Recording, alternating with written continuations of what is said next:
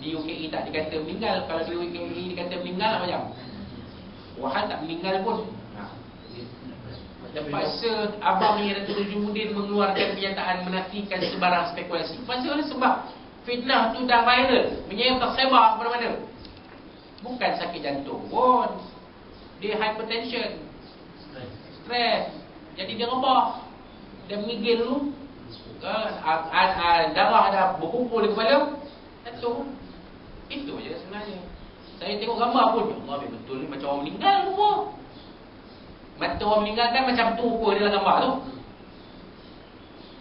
Mata dah tak bergerak, mata macam ni. Mata orang meninggal, kalau orang meninggal macam tu. Takut kita tengok. Ya tak? Paksa dinafikan. Sebab tak apa lah. Mesti baik tak cerita meninggal, cerita kena serangan jantung. Kalau cerita meninggal macam satu lagi datuk kita kat belakang datuk tu, macam bukan sekali, berkali-kali.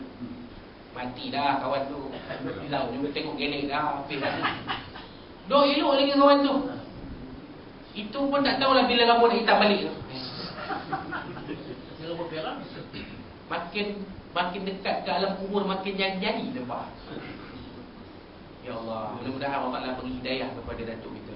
Biarlah sebelum meninggal, tak apalah hari ni hang nak pakai lagu mana, minta sebelum meninggal hang baliklah kepada fitrah sebagai manusia. Kalau tidak jadi masalah nanti. Nak mandikan jenazah macam mana, air tak sampai. Ha?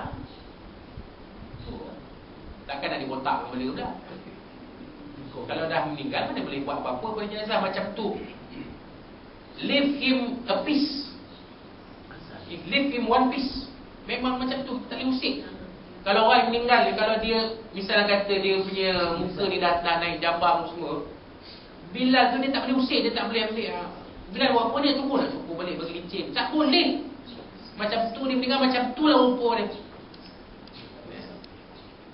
Kalau kata kita meninggal macam tu rupa kita, kalau orang berjambang orang jadi macam UAI, perlu biarlah, tak boleh nak gunting lah. Sebab sudah jadi jenazah. Jadi tuan-tuan bayangkan kalau rambut tu perang meninggal waktu rambut perang tu, macam mana nak buat? Nak mandi jenazah tu macam mana? Nak tahu lah. Mungkin nak terpaksa pakai pelutung kan, nak bagi keluar color rambut tu kan? Okey tak? Kalau tidak macam mana? Kita nak mandikan, air tak sampai ke rambut. Kena pakai pelutung lah. Tak tahulah bleach ke apa benda akan bagi buang dia punya color tu. Pakai klorok ke? Tak tahu orang tahu alam lah. Balik pada tadi, Atabal Kalam, yang baik perkataan dia. Bukan kata mencabut dia, tak mencabut, tak memfitnah, tak mengumpat, tak mengadu domba, tak mengeluarkan perkataan yang boleh mencetuskan marah orang, provokasi kan. Macam ada satu ustazah, satu ustazah ni kami kenal lama dah, dah buku dengan dia dah 30 tahun lebih. Masa dia bersekolah tu. Suami ni pun sama. Kedua-duanya biasa berceramah benda berforum. Kalau saya sebut nama tuan-tuan kenal. Bukan cakap rimau tu lain. Ni ada satu pasangan suami isteri. Mereka ni tak dikurniakan anak. Dah kahwin lama tak ada anak. Kami anakkan. Okay. Terjadi satu peristiwa. Dengan peristiwa ni, ustazah ni jadi cukup marah bila disebut tentang poligami. Cukup marah.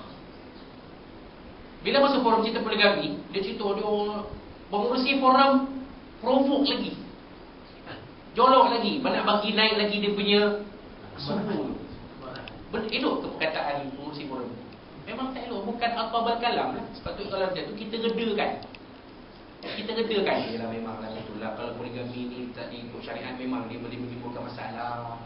Jadi pada mengenai ustazah, apakah nasihat ustazah kepada mereka yang mungkinlah ada suami-suami di luar ni yang mungkin ada nawaitu nak berpoligami ni, apa nasihat ustazah kepada mereka?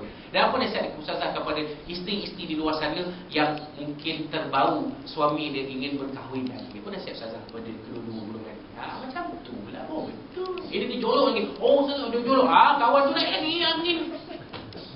Jadi masuk tak solusi forum ni, adakah atabal kalam? Perkataan kita tersentuh tidak? Tidak baik ya. Ini dia, masuk dalam ni. Wa at'amat ta'am, dan memberi makan kepada orang. Kita dah cerita tadi.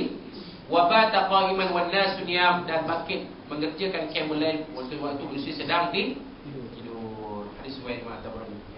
Kan? Kita urai tadi ya. Itulah dia manusia. Kalau kita rajin mengerjakan qiyamul lail, biasa mengerjakan qiyamul lail, ada harapan kita mendapat rumah yang cantik dalam syurga. Wallahu a'lam. Dan yang akhir sekali, An Abi Hurairah radhiyallahu anhu qala, dari Abi Hurairah radhiyallahu anhu, beliau telah berkata, qultu ya Rasulullah, aku telah bersabda, ya, aku telah berkata, qultu, aku telah bertanya, ya Rasulullah sallallahu alaihi wasallam, ya Rasulullah, inni idza ra'aituka tabat nafsi wa qarrat aini. Sesungguhnya aku bila melihat wajahmu ya Rasulullah, diriku jadi baik, wa qarrat aini, mataku jadi sejuk. Ini sahabat-sahabat Nabi. Ini Hurairah cakap. Sebab Nabi ni, tubuh Nabi ni, diri Nabi itu, jasad Nabi itu jasad yang bercahaya. Sirajan munira. Dia cahaya. Sebab dalam diri Nabi itu ada nur. Nur Muhammad, nur yang dicipta Allah SWT. Kata ulama-ulama tasawuf, ulama-ulama sufi, nur Muhammad ni sudah ada sebelum diciptakan Nabi Adam alaihissalam. Sebab itulah kalau tuan-tuan baca dalam kisah surah Nabi, kitab kisah surah Nabi, ya, di mana-mana Nabi Adam bergerak dalam syurga selepas diciptakan, dia nampak dua perkataan. Satu Allah, satu Muhammad. Nabi Adam tanya kepada Allah SWT, Ya Allah, ya Tuhanku, aku berjalan dalam syurga ni, mana-mana aku dalam syurga ni, aku nampak dua perkataan. Allah, namamu, Muhammad. Dan Muhammad. Siapa Muhammad ni? Siapa Muhammad ni? Adakah dia ni sejenis haiwan, ataupun dia ni tumbuhan, ataupun dia ni benda tak bernyawa? Jawab Allah SWT, kamu aku ciptakan kerana dia, kerana nama ini Muhammad. Maknanya nur Muhammad tu dah ada. Bila Nabi Muhammad SAW lahir, nur itu masuk ke dalam diri Nabi Muhammad SAW. Sebab itulah dalam kisah dia, bila Nabi SAW dia dilahirkan, bercahayalah, ya, kota Mekah ketika itu bercahaya. Dia cahaya tu keluar tu. Wa muhayyan kasyamsi minka mudhi'u. Nah, kita Zaji. Bila Nabi SAW lahir, seluruh kota Mekah itu bercahaya seperti matahari telah terbit. Wahal lahir Nabi ini sebelum waktu fajar. Itu para sahabat kata, bila aku lihat wajah Rasulullah, aku jadi baik. Kalau demam, elok demam. Kalau rasa-rasa tak seronok, jadi seronok. Kalau rasa-rasa sedih, jadi gembira. Tengok wajah Nabi. Belum lagi ambil berkat Nabi, belum lagi kita macam-macam lah.